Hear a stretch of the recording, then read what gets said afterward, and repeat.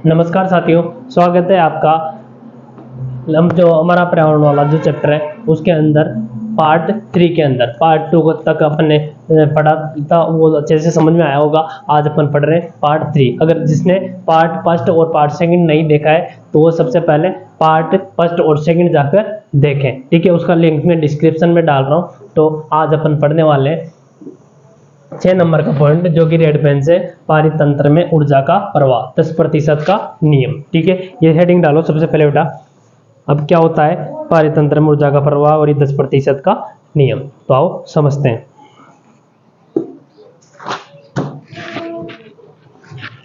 पारितंत्र में ऊर्जा का प्रवाह, ठीक है। तो सबसे पहले अपन ने पढ़ा था उत्पादन। क्या पढ़ा था बेटा? उत्पादन। तो उत्पादक से कौन भोजन प्राप्त करेगा? प्राथमिक उपभोक्ता। कौन प्राप्त करेगा? प्राथमिक उपभोक्ता, ठीक है। और प्राथमिक उपभोक्ता से कौन भोजन प्राप्त करेगा? द्वितीयक उपभोक्ता।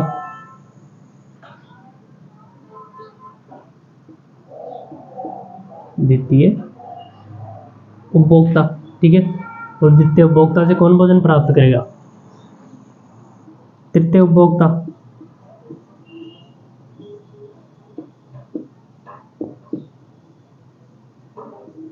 और तृतीय उपभोक्ता से कौन भोजन प्राप्त करेगा?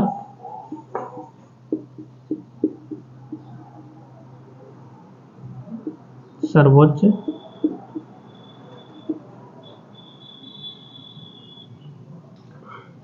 उपभोक्ता, ठीक है।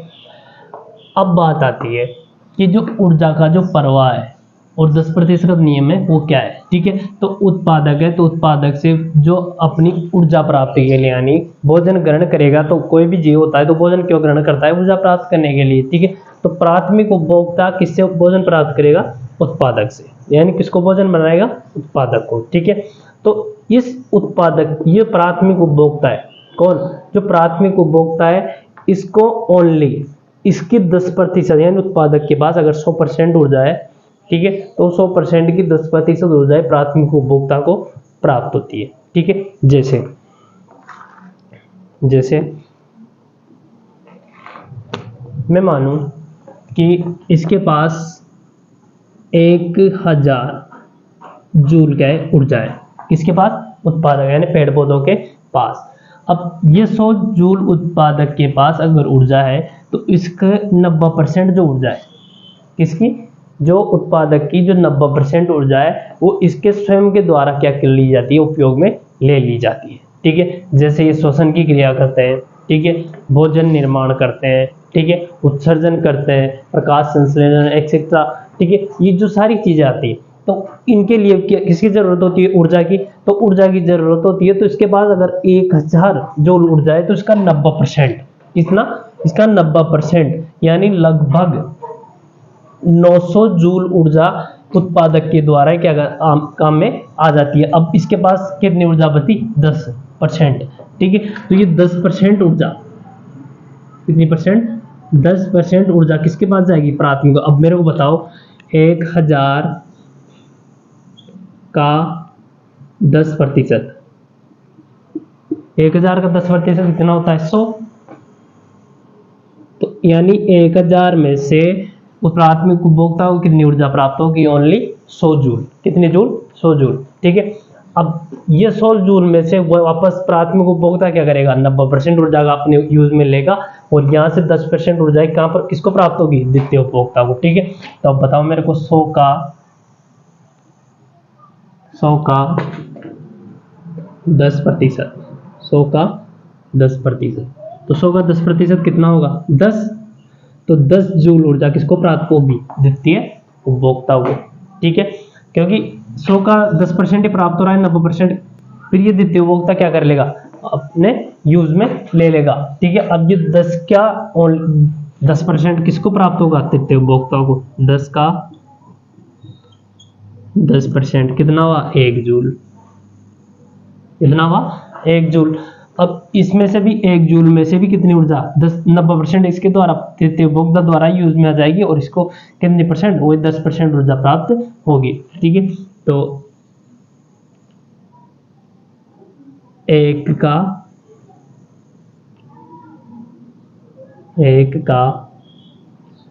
10%, तो एक का 10% कितना होगा 0.1 जूल।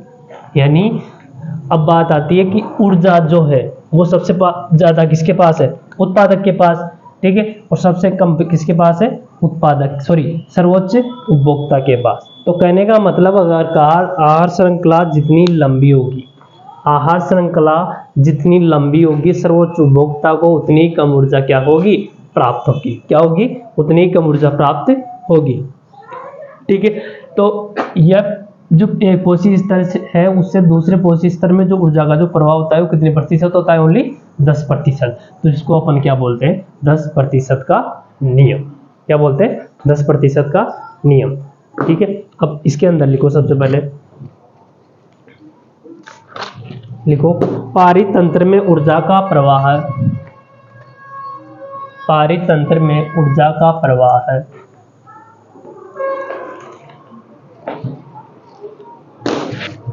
उत्पादक से सर्वोच्च उपभोक्ता, उत्पादक से सर्वोच्च उपभोक्ता तक होता है, उत्पादक से सर्वोच्च उपभोक्ता तक होता है। खाद्य श्रृंखला जितनी लंबी होती है, खाद्य श्रृंखला जितनी लंबी होती है,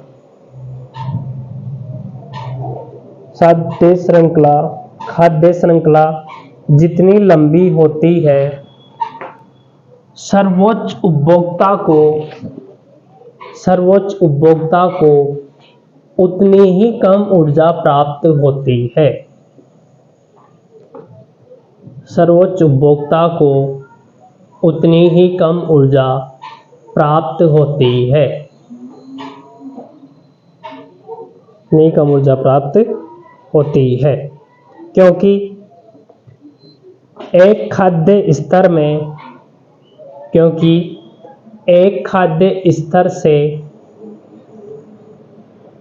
दूसरे खाद्य स्तर में, एक खाद्य स्तर से दूसरे खाद्य स्तर में ऊर्जा के स्थानांतरण में, ऊर्जा के स्थानांतरण में 90% ऊर्जा को, 90% ऊर्जा को की जगह क्या करो, 90% ऊर्जा का ऊष्मा के रूप में, ऊष्मा के रूप में ह्रास हो जाता है, ऊष्मा के रूप में ह्रास हो जाता है, यानी कमी हो जाती है, ठीक है, उसका एक तरह से यूज में ले लिया जाता है, ह्रास हो जाता है। इसके फलस्वरूप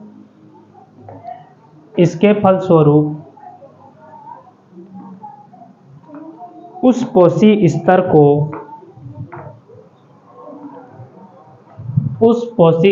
को केवल 10% ऊर्जा ही प्राप्त होती है, 10% ऊर्जा ही प्राप्त होती है।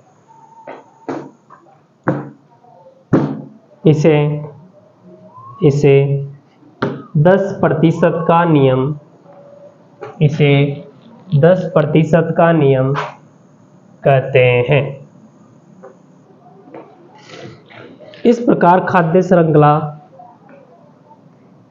इस प्रकार खाद्य श्रृंखला ब्रैकेट में लिख लेना पारितंत्र, पारितंत्र ब्रैकेट बंद में ऊर्जा का प्रवाह एक दिशीय होता है, एक दिशीय होता है, ठीक है। इसी दिशा में ऊर्जा का प्रवाह होगा, इस दिशा में कभी नहीं होगा। जैसे सर्वोच्च उपभोक्ता से ऊर्जा तृतीय उपभोक्ता प्राप्त नहीं कर सकता, ठीक है, तो एक दिशीय होता है। अब ये लिखने के बाद अब ये बनाओ बेटा, बनाओ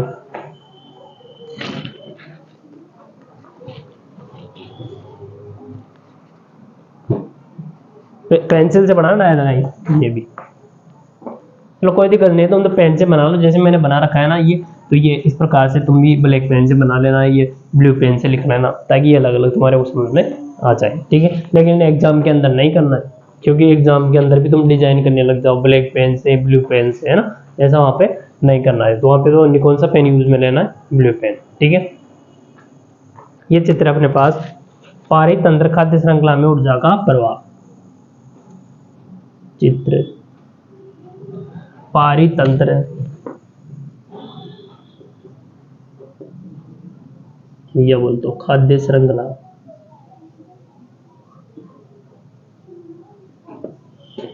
में ऊर्जा का प्रवाह।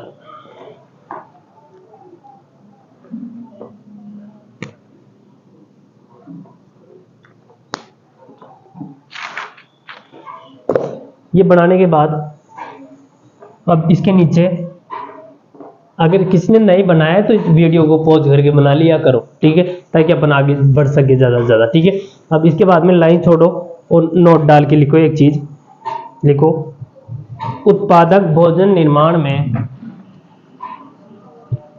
उत्पादक भोजन निर्माण में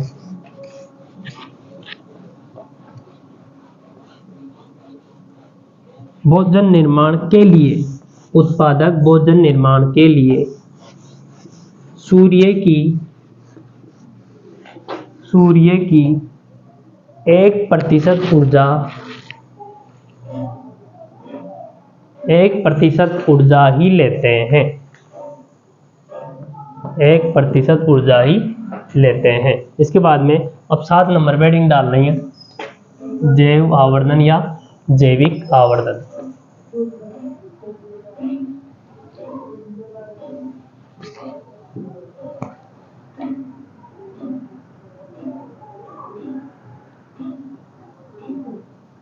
जैव आवर्धन,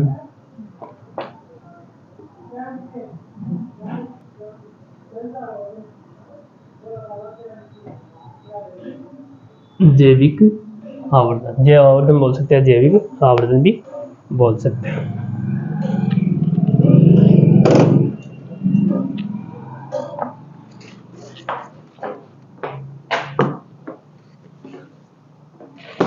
अब क्या होता है जैव आवर्धन या जैविक आवर्धन, ठीक है। तो सबको पता है कि अपन फसलों की अधिक पैदावार के लिए, ठीक है, अगर कोई फसल के अंदर यानी उत्पादकों के अंदर अगर कोई कीट लग रहा है, ठीक है, तो उसको बचाने के लिए उसमें क्या डालते हैं, कीटनाशक, पीड़कनाशक, किसके डालते हैं, उत्पादकों के अंदर, ठीक है। तो उत्पादकों के अंदर डालते हैं, तो वो क्या करते हैं बेटा, जो कीटनाशक और पीड़कनाशक होते हैं वो अजैव निम्नीकरणीय पदार्थ होते हैं। क्या होते हैं, अजैव निम्नीकरणीय पदार्थ, ठीक है। तो अब वो जैसे ही उनको मिट्टी में मिलते हैं, कहाँ पे मिलते हैं, मिट्टी में, मिट्टी में मिलने के बाद अब वो कहाँ पे जाते हैं, पेड़ पौधे उनको ग्रहण करते हैं। कौन करते हैं, ग्रहण करते हैं, ठीक है। अब वो पेड़ पौधे जैसे ग्रहण करेंगे यानी प्राप्त,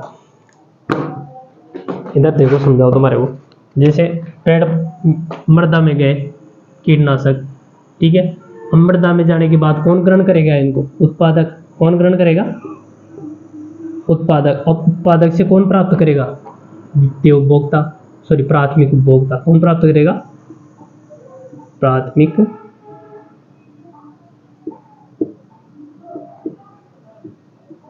उपभोक्ता, ठीक है। अब प्राथमिक उपभोक्ता से कौन प्राप्त करेगा, प्राथमिक उपभोक्ता से कौन प्राप्त करेगा, तो प्राथमिक उपभोक्ता की जगह तुम क्या लिख लो, एक पोषी स्तर पे दूसरा पोषी स्तर, सिंपल सी बात हो जाएगी इसे, एक पोषी स्तर, इसके बाद में कौन सा स्तर प्राप्त करेगा, दूसरा पोषी स्तर, सिंपल सी बात है।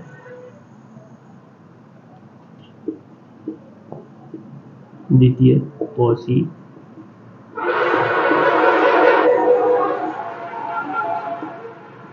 स्तर, ठीक है। अब जैसे मृदा के अंदर जाएंगे तो उसको पेड़ पौधे ग्रहण करेंगे, पेड़ पौधे ग्रहण करने के बाद उसको कोई भी जैसे प्राथमिक उपभोक्ता हो गया, तो प्राथमिक उपभोक्ता जैसे उसको भोजन प्राप्त करेगा तो उसके अंदर चले जाएंगे, ठीक है। उसके अंदर से दूसरे पोषी स्तर को और अन्य जीव जैसे उनको प्राथमिक पोषी स्तर को ग्रहण करेगा तो उसके अंदर चला। तो कहने का मतलब एक पोषी स्तर से दूसरे पोषी स्तर में जाते हैं तो ये कीटनाशक और पीड़कनाशक होते हैं बेटा, इनकी क्या होती है, मात्रा बढ़ती जाती है। क्या होती है, मात्रा बढ़ती जाती है, क्योंकि जैसे प्राथमिक पोषी स्तर है तो वो जो उत्पादक है तो बहुत सारे उत्पादक होते हैं, जैसे घास हो गया, बहुत से पेड़ पौधे हो गए, आम का पेड़ हो गया, ठीक है ना, जैसे गेहूं की फसल हो गई, ठीक है ना, अब तिल की फसल हो गई, तो अलग अलग फसलों से क्या करते हैं, भोजन प्राप्त करेगा। तो वो अलग अलग फसलों से भोजन प्राप्त करेगा तो जैव आवर्धन का यानी कीटनाशक पदार्थों की मात्रा तो बॉडी के अंदर बढ़ेगी ही ना, ठीक है। तो उस कीटनाशकों की एक तरह से रसायनों की मात्रा जो पोषी स्तरों के अंदर बढ़ रही है, क्या हो रही है, पोषी स्तरों के अंदर बढ़ रही है, उसको अपन क्या बोलते हैं, जैव आवर्धन। तो कहने का मतलब ये है, एक दूसरी बात ये और कि जैसे मानो एग्जाम्पल ले रहा हूं मैं, घास, किसका ले रहा हूं, घास वाले पारे तंत्र। घास को कौन खाएगा, अब हिरण, वन वाला है ना, हिरण। अब हिरण को कौन खाएगा, बाघ। अब जैसे मानो इसके अंदर, अगर किसके अंदर, घास के अंदर अपन मानते हैं कि जैव आवर्धन का मान 10 पिकोमीटर है, पार्ट्स पर मिलियन है, 10 ppm, ठीक है। तो ये अगर अब जो प्राथमिक पोषी स्तर के अंदर हिरण है तो वो हिरण से को कितनी प्राप्त होगी, लगभग 200 ppm, यानी कहने का मतलब है हिरण के अंदर जैव आवर्धन का मान उत्पादक से क्या होगा, अधिक, ठीक है। अब इसके पास लगभग कितनी हो जाएगी, 5000, कितनी हो जाएगी, 5000 ppm। पार्ट्स ppm का मतलब होता है पार्ट्स पर मिलियन, क्या होता है, पार्ट्स पर मिलियन, ये आयतन का मात्रक है बेटा। तो कहने का मतलब जैव आवर्धन का जो मान है वह क्या होगा, बढ़ता जाएगा, ठीक है। तो अपन ये कह सकते हैं कि जो जैव आवर्धन का मान है वो खाद्य श्रृंखला जितनी लंबी होगी, क्या, खाद्य श्रृंखला जितनी लंबी होगी जैव आवर्धन का मान उतना ही, जैव आवर्धन का मान सर्वोच्च उपभोक्ता को उतना ही अधिक होगा। तो कहने का मतलब उत्पादक, यहाँ पर उत्पादक के पास जैव आवर्धन का मान कम है, लेकिन सर्वोच्च उपभोक्ता के पास जो जैव आवर्धन का जो मान है वो क्या है, सबसे अधिक है, ठीक है। लेकिन ऊर्जा सबसे ज्यादा किसके पास है, सबसे ज्यादा ऊर्जा किसके पास है, घास के पास, किसके पास है, घास के पास।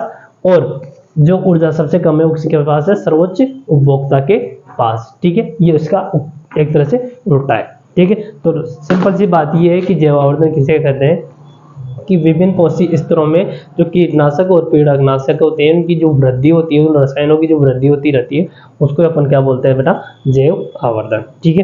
तो लिखो जैव आवर्धन के अंदर विभिन्न पोषी स्तरों में, विभिन्न पोषी स्तरों में हानिकारक रसायनों के, हानिकारक रसायनों के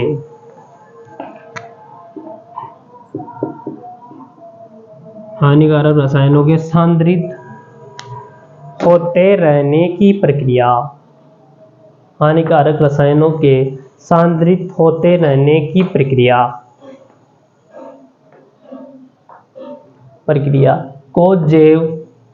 को जैविक आवर्धन कहते हैं, को जैविक आवर्धन कहते हैं। अब पैराग्राफ चेंज करके लिखो, विभिन्न कीटनाशी एवं पीड़कनाशी, विभिन्न कीटनाशी एवं पीड़कनाशी जल में घुलकर, विभिन्न कीटनाशी एवं पीड़कनाशी जल में घुलकर मृदा में पहुंच जाते हैं, जल में घुलकर मृदा में पहुंच जाते हैं, मृदा में पहुंच जाते हैं। मिट्टी से इन खाद्य पदार्थों का, मिट्टी से इन खाद्य पदार्थ, मिट्टी से इन पदार्थों का, कौन से पदार्थों का, रसायनों का, जो कीटनाशक है, ठीक है ना। मिट्टी से इन पदार्थों का पौधों द्वारा,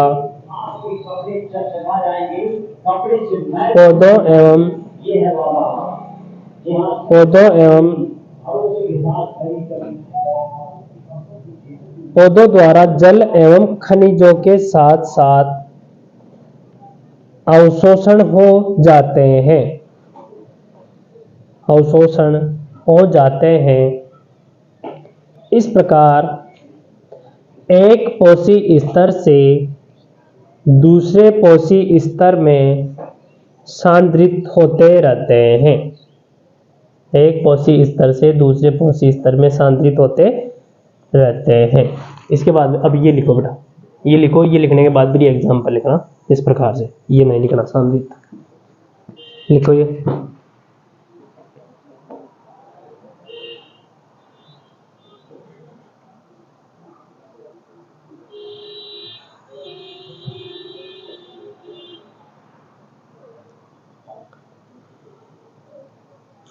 बहुत छोटा चैप्टर है और 5 नंबर का है, ठीक है ना, तो अच्छा है मार्क्स प्राप्त करने की दिशा में तुम्हारे लिए, तो अच्छे से तैयारी करें।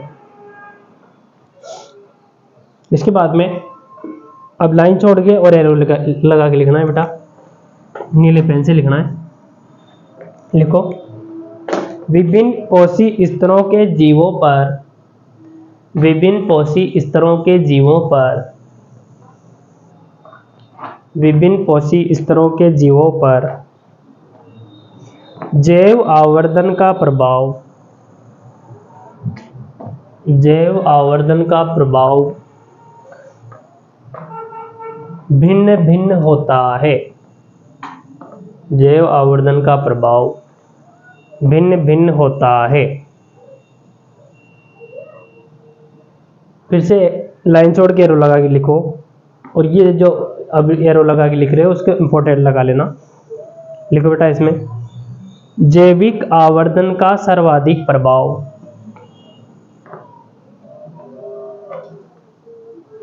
जैविक आवर्धन का सर्वाधिक प्रभाव मनुष्य पर पड़ता है, मनुष्य पर पड़ता है, क्योंकि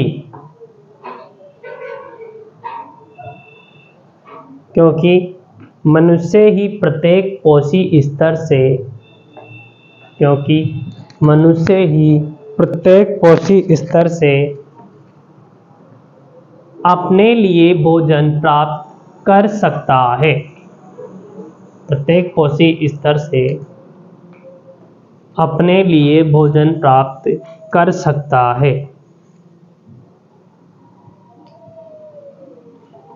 अपने लिए भोजन प्राप्त कर सकता है।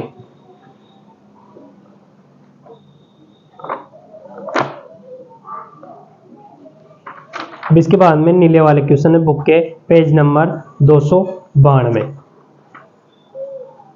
जिसके पास नई वाली बुक है बेटा, वो तुम्हारे हिसाब से देख लेना कि कौन सा क्वेश्चन है कितने पेज नंबर पे, ठीक है ना। तो मैं तुम्हारे को बता देता हूँ। क्वेश्चन है अपना फर्स्ट, पोषी स्तर क्या है। इसके अंदर 2 नीले क्वेश्चन दे रखे हैं, पोषी स्तर क्या है और एक आहार श्रृंखला का उदाहरण दीजिए तथा इसमें विभिन्न पोषी स्तर बताइए, ठीक है ना। ये है फर्स्ट क्वेश्चन। तो इसके बाद में बुक क्वेश्चन डालो पेज नंबर 292।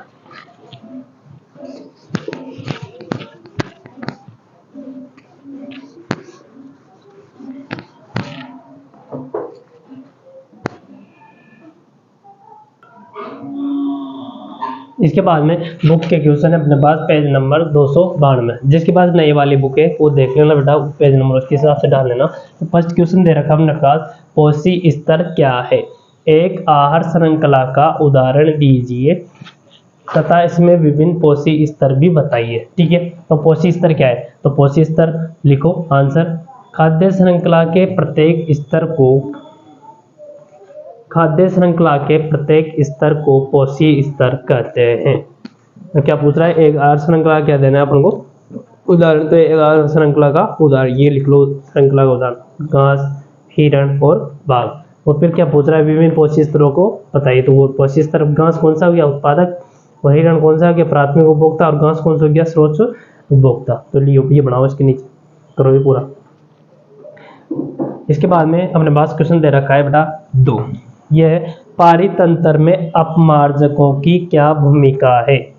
यानी जो पारितंत्र है उसके अंदर जो मृत जीव होते हैं बेटा, मृत जीवी होते हैं, उनको अपमार्जक जो होते हैं उनको अपमार्जक भी बोलते हैं। तो उनका जो पारितंत्र है, उसमें क्या भूमिका होती है? तो क्या भूमिका होती है बेटा, ये क्या होते हैं, मृत जो जीव होते हैं, क्या होते हैं, जो जीव हो जाते हैं, उनके शरीर का विघटन करके वातावरण क्या करते हैं, स्वच्छ बनाए रखने का कार्य करते हैं। ठीक है, तो इसलिए जो अपमार्जक होते हैं, ठीक है, कौन अपमार्जक, उनको प्रकृति के क्या कहा जाता है, सफाई कर्मी भी कहते हैं। तो इसका आंसर ये लिखो, यह मृत जीवों के शरीर का अपघटन करके, यह मृत जीवों के शरीर का अपघटन करके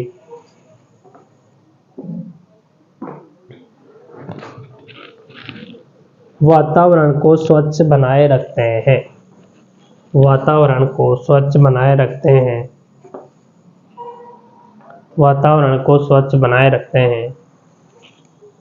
इन्हें प्रकृति के सफाई कर्मी भी कहते हैं, इन्हें प्रकृति के सफाई कर्मी भी कहते हैं।